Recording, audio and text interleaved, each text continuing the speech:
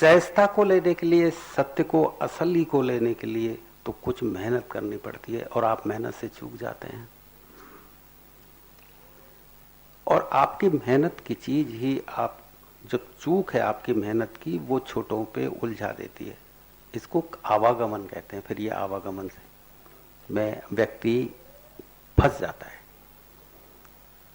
क्योंकि छोटी जगह पे जो आनंद तुम लेते हो, सुख लेते हो, वहां से संतुष्टि नहीं मिलती और असंतुष्टि व्यक्ति को अगले जन्म में ले जाती है। संतुष्ट व्यक्ति का जन्म नहीं होता। जन्म कब होता है? जब व्यक्ति असंतुष्ट है। इच्छाएं जब पूरी नहीं होती तो वो इच्छाएं अगले जन्म में ले जाती व्यक्ति। अगले जन्म का निर्माण कोई और नहीं करता है। अगले जन्म का निर्माण तुम्हारे हाथों से करते हो। ऐसा नहीं है कि कोई भगवान फालतू बैठा है और हर एक आदमी का अगला जन्म बनाएगा और कोई लिखेगा भाग्य। तुम ही अपना अगला जन्म बनाओगे। तुमने जहां जहां हाथ डाला है, जहां जहां से तुम असंतुष्ट रहे हो, पैसे से असंतुष्ट रहे हो या तुम्हारे और भोगों से असंतुष्ट रहे हो, तो वही असंतुष्टि की धार अगले जन्म में ले जाएगी। फिर भी तुम अगले जन्म में जाके वैसे ही भागने लगोगे। तुम देखा नहीं कि आदमी को कुछ भी मत सिखाओ, तुम बच्चे को कुछ मत सिखाओ, बुरा करना वो अपने आप सीख जाएगा। कैसे चोरी करी जाती है, कैसे चोरी करने जाते हैं तो किस अकल से चोरी करते हैं, कैसे बचा जाएगा वहां से, नहीं समझे बात। कैसे किसी को धोखा देना चाहिए, कैसे किसी के साथ बेईमानी चाहिए, ये किसी स्कूल में पढ़ के आता है कि वो ऐसा करना? अपने आप सीखता है। किसी कुछ कोई सिखाए नहीं तो भी सीख जाता है। ये कैसे सीखा? ये पिछले जन्म ने सिखाया है तुम्हें, क्योंकि पिछले जन्म में भी तुम इस छोटी छोटी चीजों पे अटकते रहे हो। वो चीज मिली नहीं है तो तुमने बेईमानी की है, तुमने चोरी की है, तुमने धोखा दिया है किसी को, तो वो चीजें तुम्हारी ऊर्जा में बस गई है। तो इस जन्म में आकर के तुम फिर उसी धार में बंध जाते हो और भागदौड़ करने लगते हो। लेकिन जो सहज चीज है ना, असली चीज जो है, उसको सीखना पड़ता है। उसके लिए कुछ ना कुछ करना पड़ेगा। उन महात्माओं की खोज करनी पड़ेगी। कबीर साहब कहते हैं ना सहज से, तो उन्होंने सहजता को जान लिया था। कबीर साहब जैसे व्यक्ति को खोजना पड़ेगा। फिर ये मत देखना कि कबीर साहब बिना पढ़े लिखे थे और तुम सोचो कि बिना पढ़े लिखे आदमी में ज्ञान कहाँ होता है।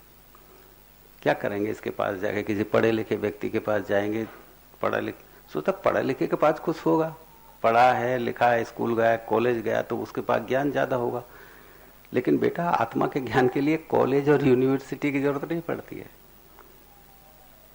तुम जरा गौर करके तो देखो, जितने भी ये महात्मा हैं जिनके शास्त्रों को तुम पढ़ते हो या तुम मंदिरों में जाते हो, तुम देखो तो सही वो किस कॉलेज में गए, किस यूनिवर्सिटी में गए, और उनके ज्ञान को लेकर के आज सारे संसार में ढोलक बाजे से भजन गाए जा रहे हैं, नहीं सब पीएचडियां की जा रही हैं। लेकिन वो कितने पढ़े थे ये देखो बात। वो सब जान गए, मानव जीवन का राज जान गए। आदमी चाहता क्या? सुख पाना चाहता है।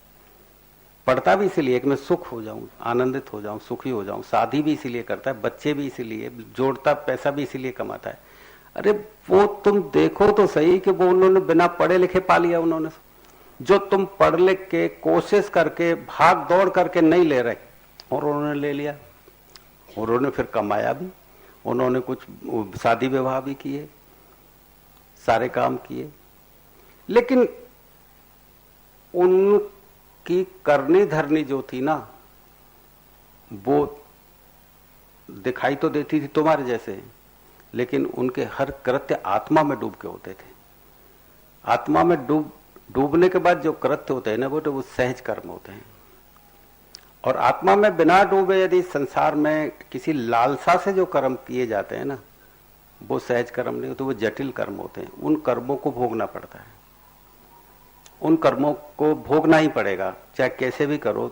तुम देखते नहीं, कई बार बहुत से लोगों के पुनर्जन्म हो जाते हैं, तो पुनर्जन्म वाले बताते हैं मैंने ये बुरा किया था इसलिए मुझे ये जन्म मिला है। कई बार साधनाओं में भी पिछले जन्म में तुम देखते नहीं, साधक भी कई बार पिछले जन्म में चले जाते हैं, तो वो बताते हैं कि ऐसे ऐसे गुरुजी, ऐसे पहले हमने ये किया था और उसके बदले में देखो हमें ये पत्नी मिली है, ये भाई मिला, ये बच्चे मिले, तो अलग अलग कई कई जन्मों में लोग चले जाते हैं, तो बताते हैं देखो ये किस तरह से ट्रेल बनी है, हमको ये पड़ोसी मिले, ये ऐसा मिला। तो वो कहते हैं गुरु जी अब हमसे कोई बुरा ना हो। तो मैं ये कहना चाह रहा हूं कि आदमी यदि अपने लोभ की वजह से कोई कर्म करेगा तो वो कर्म आगे तक चले जाएंगे, क्योंकि उनसे व्यक्ति संतुष्ट नहीं होता है। ऐसा कर्म हो कोई कि जिस कर्म को करने पे संतुष्टि आए, और वो कर्म जानते हैं केवल महात्मा, वो मात। तो कबीर साहब कहते थे सहज सहज सब कोई कहे, सहज न चीने कोई। कि जो असली चीज है वो दिखाई तो नहीं देती है, लेकिन उसका होता है। दिखाई नहीं, हवाएं दिखाई नहीं देती, लेकिन ऐसा नहीं है कि हवा होती नहीं है। असली चीज आत्मा कोई दिखाई देती है, आत्मा अव्यक्त है, अचिंत है, ये दिखाई नहीं देती, लेकिन हम ये कह सकते हैं कि आत्मा नहीं है, आत्मा है। असली चीजें तो दिखाई देती नहीं, लेकिन होती, उनको चीन्हा जाता है, उसे जाना जाता है। ऐसा नहीं है कि वो बस हमने मान लिया कि भाई आत्मा है, हमने मान लिया, फोटो बना लिया आत्मा के कि भाई ये आत्मा के फोटो हैं। ये फोटो बनाने आत्मा का फोटो बनता है कोई? ये आत्मा के फोटो बना देते हैं कि साहब ये आत्मा का फोटो है। जिस समय आत्मा को जानोगे ना, तुम बता देना मुझे कैसे फोटो बनाओगे। तुम जरा आत्मा को जानोगे तो मुझे बताना कि इसका फोटो ऐसा है, ऐसे रंग का फोटो है, ऐसे रंग की है, ये ऐसे आकार की है। बोलती बंद हो जाएगी बेटा, तुम फोटो की बात कर रहे हो, एक शब्द भी नहीं बोलेगा। ये फोटो बना बना के, और आप उलझ जाते हो कि छोटे में उलझ जाते हो। ये फोटो में उलझ गए, भाई ये फोटो है, ये आत्मा का फोटो है, बस पूजने लग गए उस आत्मा को। सरल है, अगरबत्ती बाजार में मिल जाती है, दीपक अगरबत्ती जोड़ी और पूजने लगे। अब आत्मा के चित्र को पूजने से आत्मा जगेगी तुम्हारे अंदर कोई? तो सरल जो चीजें हैं वो करने लग जाते हैं। तो उस सरल चीजें करने पे वो चीजें, ये मूर्तियों की पूजा क्यों करते हो? क्योंकि असली जो है ज्ञान, असली जो चीज है तुम्हारे अंदर, जो आत्मा उन्होंने जानी थी, तभी तो उनको पूज रहे हो। आज जितने भी मंदिर हैं भगवान के, वो उन्हीं लोगों के मंदिर हैं जिन्होंने आत्मा जानी थी। और आप उस आत्मा को तो जानने का प्रयास नहीं करते और उनको पूजने लग जाते हैं। तो सहज सहज सब कोई कहे, सहज न चीने कोई। सहज को पूजने तो लग जाता है आदमी, लेकिन जानने को कभी तैयार नहीं होता। वो ये नहीं सोचता कि मैं जो इन्होंने जाना है मैं इसे जानूं, जो इन्होंने जाना है हम जान, मैं भी इसको जान के देखूं। महावीर स्वामी ने, भगवान महावीर ने अपने कपड़े उतार दिए थे, नंगे हो गए। अब आदमी क्या सोचता है कि महावीर स्वामी ने अपने कपड़े उतार दिए तो हम भी कपड़े उतार दें। तो उन्होंने कपड़े उतार उतार के, एक अकेले महावीर स्वामी थे, हजारों महावीर स्वामी बने घूम रहे कपड़े उतार के। अब सोचो, यो नहीं सोच रहे, सहज अवतरित होता है, सहज उतर के आता है, पैदा नहीं किया जाता। ये पता नहीं उनको कि हम तो कपड़े उतार रहे हैं, महावीर के तो उतर ही गए थे, ऐसा नहीं सोचते। एक आदमी यदि मानो कि अपने आनंद में हो जाए तो नृत्य निकलता है उसके अंदर से, और अपने आनंद में ना हो तो ढोल लगाड़े पे आदमी नाचता है। अब तुम नाचे हो, एक के अंदर नृत्य उतरा है, एक के अंदर नृत्य उतरे और एक नृत्य पैदा करे आदमी, दो चीज। एक आदमी के अंदर तो इतना आनंदित हो जाए कि कपड़ों का ख्याल ही छूट जाए, और एक आदमी खूब होश में फिर कपड़े उतारे, दोनों में फर्क हो गया ना। तो ये महावीर स्वामी बने घूम रहे हैं, ये भी नंगे, और एक वो महावीर स्वामी थे उनके जो वो कपड़े उतारे थे। अब दोनों में से आप सहज किसको कहेंगे? सहज तो महावीर को ही कहेंगे। मैं ये कहना चाह रहा हूं कि सहज जो चीज है वो अपने आप होने वाली होती है, पैदा नहीं की जाती। तो सहज सहज सब कोई कहे, सहज ना चीन्ह कोई। सहज का आचरण कर लेते हैं लोग, सहज को पैदा होने का अवसर नहीं देते। और ये मनुष्य का जो जीवन है ये एक अवसर है सहज को पैदा करने का। किसी और योनि में ये संभव नहीं है। तुम सोचो कि ये जानवर की योनि में या पशु पक्षी की योनि में ये प्रकट हो जाएगी चीज। ये केवल मनुष्य योनि जो मिली है आपको, ये एक अवसर है। तुम ये मत सोचना कि मनुष्य योनि किसी काम के लिए मिली है, कोई काम के लिए नहीं मिली है। ये पशु पक्षी भी पेट भर लेते हैं बेटा। भगवान ने जो चीज दी है असली, ये मनुष्य योनि एक अवसर दे दिया तुम्हें कि इस अवसर पे तुम सहज को जान लो, और तुम्हारी सारी चीजें पैदा करी हुई है। तुमने प्रत्येक चीज पैदा की, प्रेम को भी तुम पैदा कर लेते हो। सब चीज पैदा करी हुई है तुम। प्रेम जैसी चीज को भी पैदा कर लेते हो, प्रेम उठे नहीं तो भी तुम प्रेम को आराम से उठा लेते हो। अब तुम प्रेम की वजह से किसी को सीने से लगा रहे हो, प्रेम उठ रहा है तुम्हारे अंदर, या वासना की वजह से तुम लगाते हो सीने के। उठ गया ना यदि प्रेम अंदर से, सहजता, यदि वो चीज उठ गई तो किसी एक व्यक्ति पे केंद्रित नहीं होगा प्रेम, इतना विस्तारित हो जाएगा कि कण कण में प्रेम नजर आने लगे, वो माना जाए प्रेम। प्रेम किसी कोने तक सीमित नहीं रह सकता है, वो फिर दूसरे नाम दो तुम उसे, प्रेम का नाम मत दो, फिर कोई और चीज है। तो सहज सहज सब कोई कहे, ये सहज अवतरित हो गया तो फिर तो दृष्टि फिर तो विराट बनती है, संकुचित दृष्टि नहीं बनती, उससे विराट दृष्टि बनती है। तो यदि हम कहें कि कोई चीज कुछ देखे कि ये पत्थर है, लेकिन हम पत्थर को देखें तो सरलता से समझ में आ गया, लेकिन पत्थर में छुपी चेतना तक यदि हमारी दृष्टि पहुंच गई तो फिर हमको सहज भी नजर आ गया। हम यदि पत्थर को देख कर ही रह गए कि भाई ये पत्थर है, तो हमने सरल चीज पकड़ ली। लेकिन देखो पत्थर को भी तोड़ोगे ना तो परमाणु में भी तुम जाके देखोगे तो उसमें 3 चीजें जाके प्रकट हो जाती हैं, इलेक्ट्रॉन, न्यूट्रॉन और प्रोटॉन। नहीं समझे, 3 शक्तियां प्रकट हो जाती हैं। और उससे आगे भी जो लोग गए हैं उनको गॉड पार्टिकल बोला। क्यों बोला?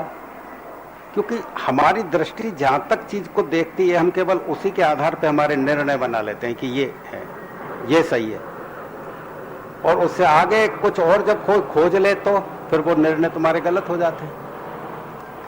तो कबीर साहब कहते हैं कि सहज सहज सब कोई कहे, सहज ना चीन है कोई, कि जब तुम यदि अपने आप कोशिश करोगे, थोड़ा सा अंदर की तरफ जाओगे, तो तुम्हें वो सहजता दिखाई देगी जिसमें चीजें घटित होती हैं, घटना की तरह घटित होती हैं चीजें, घटाई नहीं जाती चीजें। अभी हम चीजों को घटाना सीखते हैं, घटती हैं अपने आप चीजें। तुम सोचो कि ये घटना घटी एकदम से, क्या हुआ एकदम, ये घटना की तरह ऐसे घट जाती है कि ये क्या हुआ, मेरी कोशिश करने के बाद भी कुछ नहीं हुआ, और ये हुआ क्या एकदम से। उस समय सहजता का पता लगेगा बेटा। अब ये नहीं लगता सहजता का पता। तो हम यदि किसी महात्मा की वाणी को हम केवल अपने अर्थ दे दें कि भाई ये इसका अर्थ ये हो गया, तो हमने केवल उसको अर्थ से समझ लिया, अर्थ कर लिया, केवल अर्थों से काम चलते हैं कि बेटा। आजकल इतने अर्थ कर लिए लोगों ने इन शास्त्रों के, उन अर्थ करने से मुझे तो इस धरती पर कोई एक भी सहज व्यक्ति दिखाई नहीं देता। वेद कंठस्थ कर लिए, रामायण कंठस्थ कर ली, गीता कंठस्थ कर ली, लेकिन सहजता तो दूर दूर तक दिखाई नहीं देती उन लोगों में। जो लोग धार्मिक हैं, जो रात दिन भगवान के मंदिर में पड़े रहते हैं, उनसे उनके जीवन को तुम देखना, उनके जीवन में और तुम्हारे जीवन में कोई अंतर भेद करके बता दो तो मुझे बता देना। जो तुम कर रहे हो ना, जो तुम कर रहे हो वो भी वही कर रहा है। चाहे छुप के कर रहा होगा, तुम चौड़े में कर रहे हो, वो छुप के कर रहा होगा, लेकिन जो रोजाना मंदिर जा रहा है, रामायण पढ़ रहा है, गीता पढ़ रहा है, वही ऐबों को वो कर रहा है जिन ऐबों को तुम कर रहे हो। थोड़ी सी भी यदि इतनी सी भी तुम कण बराबर भी बता दो ना छाया भगवान की उसमें, तो वो क्या है, तुमने नकली चीज को पकड़ लिया। असली को पकड़ते तो पूरा जीवन बदल जाता, फिर वही होता जीवन में जो होने लायक है। फिर अच्छा बनना नहीं पड़ता, अच्छा ही होता, अच्छा घटित होता, घटाना नहीं पड़ता, अच्छा करना नहीं पड़ता कि अच्छा करने से अच्छा होगा, नहीं नहीं, अच्छा तो होता। शरीर में ऐसी व्यवस्था हो जाती है कि अच्छा होता ही, करने की कोई अच्छा करना पड़ता है कि कोई अच्छा होता है। जब अच्छा करना पड़े तो उसमें भाव बदल जाते हैं, अच्छा होता है। तो वो जब चीजें हमें जैसी दिखाई देती है हम उनको समझ लेते हैं और निर्णय बनाते हैं। तो कबीर साहब तो बिना पढ़े लिखे व्यक्ति थे, झोपड़ी में रहते थे, सादा खाते थे, पीते थे, उनकी पत्नी भी थी, बच्चे भी थे उनके। तो मैं ये कहना चाह रहा हूँ कि देखो आपकी तरह ही वो घर गृहस्थी वाले थे और बिना पढ़े लिखे आदमी, और वो कैसी भाषा लिख रहे हैं कि उनके सहज शब्द को समझना मुश्किल हो गया। और तो छोड़ो, सहज शब्द को सहज सहज सब कोई कहे, कहने से कुछ नहीं बनता, आचरणों से कुछ नहीं बनता, बदलाव से कुछ बनता है। तुम अपने आचरण कितने ही बदल लो, कितने अच्छे बन जाओ, उससे तुम अच्छे कभी नहीं होगे। अच्छे कपड़े पहन लिए, मीठे बोल रहे हो, सबका भला कर रहे हो, कोई बुरा, कोई एक ऐसा ही आदमी आ जाओ, उसकी सेवा में लग रहे हो, अभी ये नहीं है अच्छा, ये नहीं है सहजता, ये सहजता नहीं है। ऐसे तो सब कोई कर ले। कबीर साहब वो थोड़ी बोल रहे हैं, कबीर साहब तो कहना चाहते थे कि वो सहजता किसी महात्मा के पास बैठने पे आएगी, जब आत्मा जगेगी तुम्हारी। वो किसी महात्मा के पास बैठोगे, जब उसकी तरंगें तुम्हें टकराएंगी, तब कहीं जाकर के वो जब उतरेंगी, जब सहजता समझ में आएगी। वो सहजता इतनी विराट है कि कहना